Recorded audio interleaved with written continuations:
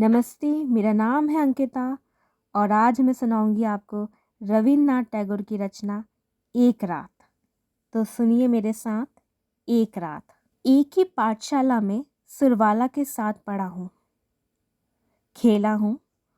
उसके घर जाने पर सुरवाला की माँ मुझे बहुत प्यार करती और हम दोनों को साथ में बिठा कर कहती, वाह कितनी सुंदर जोड़ी है।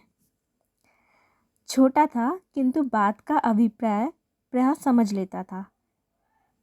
सुरवाला पर अन्य सर्वसाधारण की अपेक्षा मेरा कुछ विशेष अधिकार था। ये धारणा मेरे मन में बुद्धमूल हो गई थी। इस अधिकार मद से मत होकर उस पर मैं शासन और अत्याचार न करता हूँ, ऐसी बात ना थी। वह भी सहिष्णु भाव से इस तरह से मेरी फरमाइश पूरी करती और दंड वहन करती।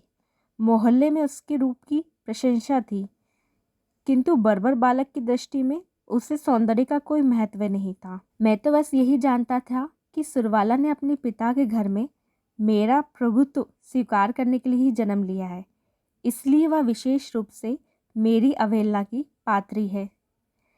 मेरे पिता चौधरी जमींदार के नायब थे।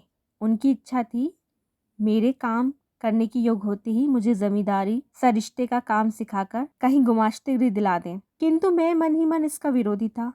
हमारे मोहल्ले के नील रत्न जिस तरह भागकर कलकत्ता में पढ़ना लिखना सीखकर कलेक्टर साहब के नाजिर हो गए थे, उसी तरह मेरे जीवन का लक्ष्य भी था कलेक्टर का नाजिर न बन सकना, तो जजी अदालत का हेड क्लर्क हो जाऊंगा। मैंने मन ही मन में यह निश्चय कर लिया था। मैं हमेशा देखता कि मेरे पिता इस अदालत जीवियों का बहुत सम्मान करते थे। अनेक अवसरों पर मछली रुपए पैसे से उनकी पूजा अर्चना करनी पड़ती थी। यह बात भी मैं बाल अवस्था से ही जानता था, क्योंकि मैंने अदालत के छोटे कर्मचारी यहाँ तक कि हरकारों को भी अपने हृदय से बड़े सम्मान का स्थान दे रखा था। ये हमारे बंगाल के पूज्य देवता थे। 33 कोटि देवताओं के छोटे छोटे नवीन संस्करण कार्य सिद्धि लाभ के संबंध में स्वयं सिद्धिदाता गणेश की अपेक्षा इनके प्रति लोगों में आंतरिक निर्भरता कई अधिक थी। नील रत्न के दृष्टांत से उत्साहित होकर मैं एक दिन विशेष सुविधा पाकर कलकत्ता भाग गया। पहले तो गांव के एक परिचित व्यक्ति के घर ठहरा। उसके बाद पढ़ाई के लिए पिता से भी थोड़ी बहुत सहायता मिलने लगी। पढ़ना लिखना नियम पूर्वक चलने लगा। इसके अतिरिक्त मैं सभा समितियों में भी योगदान देता।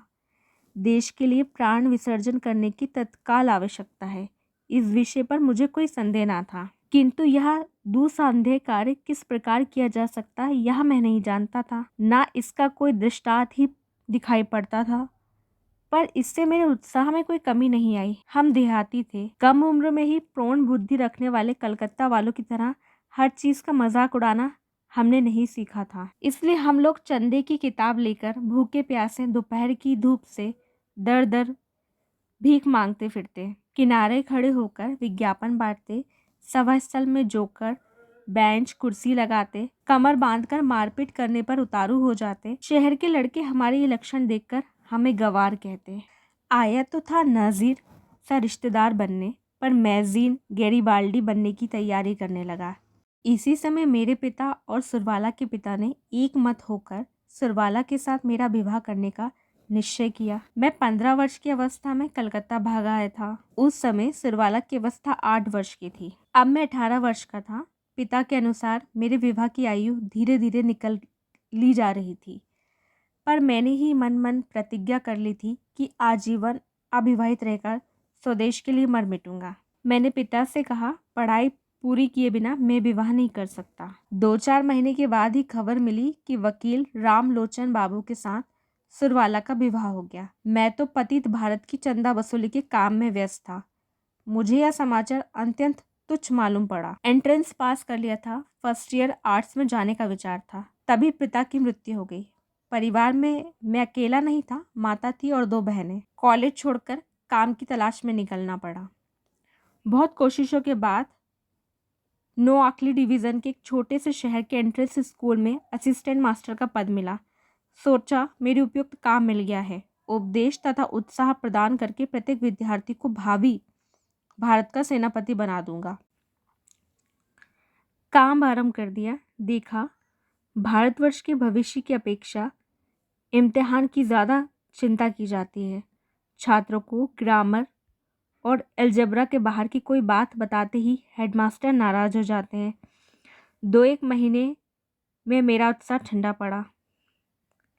हमारे जैसे प्रतिभाहीन लोग घर में बैठकर तो अनेक प्रकार की कल्पना करते रहते हैं, पर अंत में कर्म क्षेत्र में उतरते ही कंधे पर हल्का बोझ ढोते हुए पीछे से मूछ मरोड़ी जाने पर भी सिर झुकाए सहिष्णु भाव से प्रतिदिन खेत गोड़ने का काम कर संध्या को पेट भर चारा पाकर ही संतुष्ट रहते हैं। फिर कूद फांद करने का उत्साह नहीं बचता। आग लगने के डर से एक ना एक मास्टर को स्कूल में ही रहना पड़ता। मैं अकेला था, इसलिए यह भार मेरे ऊपर आ गया। स्कूल के बड़े 8 चाला से सटी हुई एक झोपड़ी में मैं रहता। स्कूल बस्ती से कुछ दूर एक बड़ी पुष्करणी के किनारे था। चारों ओर सुपारी, नारियल और मदार के पेड़ तथा स्कूल से लगे आपस में सटे हुए नीम के पुराने विशाल पेड़ छाया देते रहते।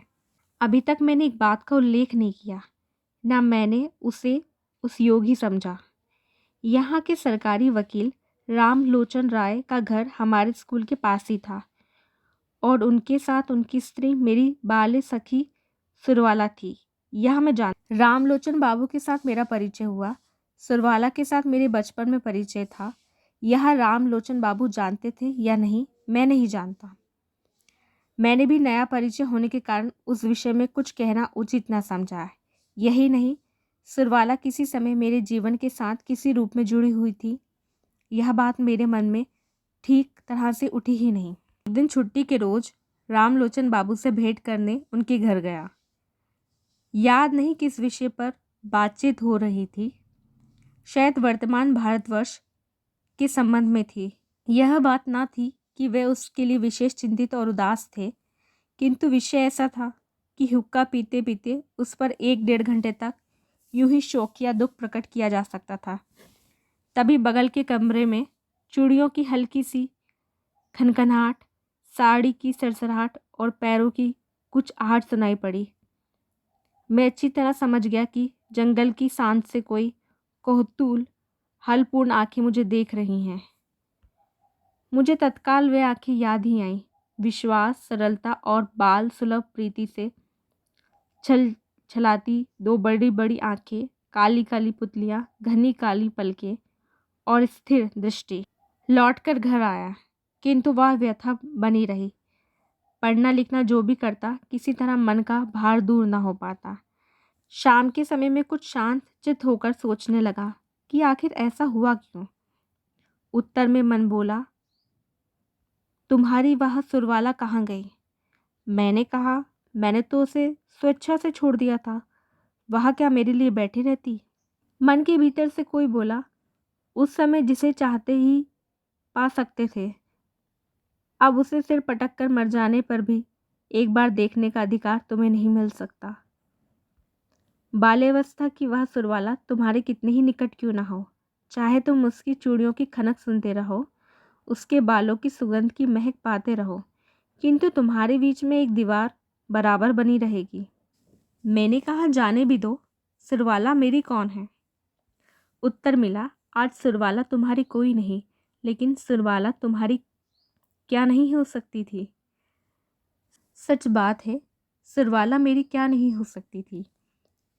जो मेरी सबसे अधिक अंतरंग, सबसे निकटवर्तिनी, मेरे जीवन के समस्त सुख दुख की सहभागिनी हो सकती थी, वह अब इतनी दूर, इतनी पराई हो गई कि आज उसको देखना और बात करना भी अपराध है। उसके विषय में सोचना भी पाप है। और यह रामलोचन ना जाने कहाँ से आ गया। बस 2-1 रटे रटाए मंत्र पढ़कर सुरवाला को पलक मारते ही एक झपटारे में धरती के और सब लोगों से छीन ले गया। रामलोचन के घर की दीवारों में जो सुरवाला थी, वह रामलोचन की भी अपेक्षा मेरी अधिक थी। यह बात मैं किसी भी प्रकार मन से नहीं निकाल पाता था। शायद यह बात असंगत थी, फिर भी अस्वाभाविक नहीं थी। तब से और किसी भी काम में मन नहीं लग सका। दोपहर के समय क्लास में जब छात्र गुनगुनाते रहते, बाहर सन्नाटा छाया रहता, नीम की निवोलियों की महक होती, तब भीतर कुछ होता। मन कुछ चाहता मगर उसका रूप साफ ना होता। स्कूल की छुट्टी होने पर अपने बड़े कमरे में अकेले मन ना लगता, लेकिन यदि कोई मिलने चला आए तो मन में बड़ा अझेल हो जाता। संध्या समय पुष्कारनी के किनारे सुपारी नारियल के वृक्षों की अर्थहीन मरमर ध्वनि सुनते सुनते सोचता, मनुष्य समाज एक जटिल ब्रह्मजाल है। ठीक समय पर ठीक काम करना किसी को नहीं सूझता। संध्या समय पुष्कारनी के किनारे सुपारी नारियल के वृक्षों की अर्थहीन मरमर ध्वनि सुनते सुनते सोचता, मनुष्य समाज एक जटिल भ्रमजाल है। ठीक समय पर ठीक काम करना किसी को नहीं सूझता। बाद में अनुपयुक्त समय पर अनुचित वासना लेकर अस्थिर होकर मर जाता है। तुम्हारे जैसे आदमी सुरवाला का पति होकर आजीवन बड़े सुख से रह सकता था। तुम तो होने चले थे गैरी बाल्डी और अंत में हुए एक देहाती स्कूल के असिस्टेंट मास्टर। और रामलोचन राय वकील विवाह करके सरकारी वकील बनकर अच्छा खासा रोजगार करने लगा। जिस दिन दूध में धुएं की बू आती वह सुरवाला को डांट देता, और जिस दिन उसका मन प्रसन्न रहता उस दिन सुरवाला के लिए गहने बनवा देता। अपने मोटी थुलथुली देह पर अचानक डाले वह परम संतुष्ट रहता। वह कभी भी तालाब के किनारे बैठकर आकाश के तारों की ओर देखता हुआ आहें भरते हुए शाम नहीं गुजारता। एक बड़े मुकदमे में रामलोचन कुछ दिन के लिए बाहर गया था। अपने स्कूल भवन में मैं जिस तरह अकेला था, शायद उसी दिन सुरवाला भी अपने घर में उसी तरह अकेली थी। मुझे याद है उस दिन सोमवार था। सवेरे से ही आकाश में बादल थे। 10 बजे से टप टप बारिश शुरू हो गई थी। आकाश की दशा देखकर हेडमास्टर ने जल्दी छुट्टी करा दी। काले काले मेघ सारे दिन आकाश में घूमते रहते। दूसरे दिन तीसरे पहर से मूसलाधार बारिश हुई और आंधी चलने लगी। जो रात होने लगी, बारिश और आंधी का वेग भी बढ़ने लगा। पहले पुरवैयां चल रही थी, फिर उत्तर तथा उत्तर पूर्व की ओर से हवा बहने लगी। उस रात सोने का प्रलय करना व्यर्थ था। उस रात सोने का प्रलय करना व्यर्थ है। ख्याल आया, इस दुर्योग के समय सुरवाला घर में अकेली है। हमारा स्कूल भवन उनके घर की अपेक्षा कई अधिक मजबूत था। कई बार मन में आया उसे स्कूल भवन बुलाऊं और मैं पुष्करनी के किनारे रात बिता लूं, किंतु किसी भी तरह ये तय नहीं कर पाया। रात 1-1:30 बज गई होगी कि बाढ़ आने की आवाज़ सुनाई पड़ी। समुद्र आगे बढ़ रहा था। घर से बाहर निकला, सुरवाला के घर की ओर चल पड़ा। रास्ते में अपनी पुष्करनी का किनारा पड़ा, वहाँ तक आते आते पानी मेरे घुटनों तक पहुँच गया। मैं जो ही किनारे पर जाकर खड़ा हुआ तो ही एक तरंग आ पहुँची। हमारे तालाब के किनारे का एक हिस्सा लगभग 10-11 हाथ ऊंचा था। जिस समय मैं किनारे पर चढ़ा, उसी समय विपरीत दिशा में एक और व्यक्ति भी चढ़ा। व्यक्ति कौन था, यह सिर से लेकर पैर तक मेरी संपूर्ण अंतरात्मा समझ गई थी, और उसने भी मुझे पहचान लिया, इसमें मुझे संदेह नहीं। और तो अब सब कुछ डूबा हुआ था। केवल 5-6 हाथ के उस द्वीप पर हम दोनों प्राणी आकर खड़े हुए थे। प्रलय काल था। आकाश से सारे तारे गायब, धरती के सब प्रदीप बुझे हुए थे। उस समय कोई बात करने में भी हानि नहीं थी, किंतु एक भी शब्द ना निकला। दोनों केवल अंधकार की ओर ताकते रहे। आज संसार छोड़कर सुरवाला मेरे पास आकर खड़ी थी।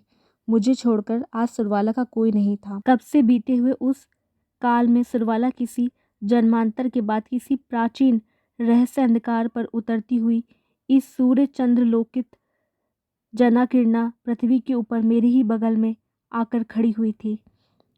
जन्म स्रोत से उस नवकालिका को मेरे पास लाकर फेंक दिया था। मृत्यु स्रोत ने उसे विकसित पुष्प को भी मेरे पास ला फेंका। इस समय केवल एक और लहर की जरूरत थी जो सदैव के लिए हमें एक कर देती। वह लहर ना आए। पति, पुत्र, घर, धन, जन को लेकर सुरवाला चिरकाल तक सुख से रहे। मैंने इसी रात में मैं महाप्रलय के किनारे अनंत आनंद का स्वाद पा लिया।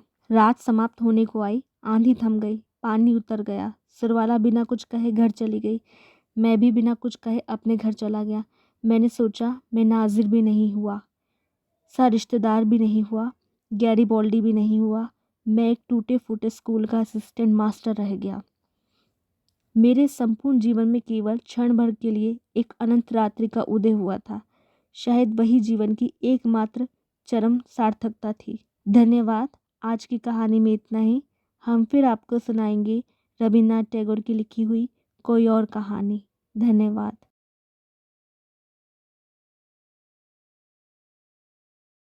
रात 1 डेढ़ पहर गई होगी।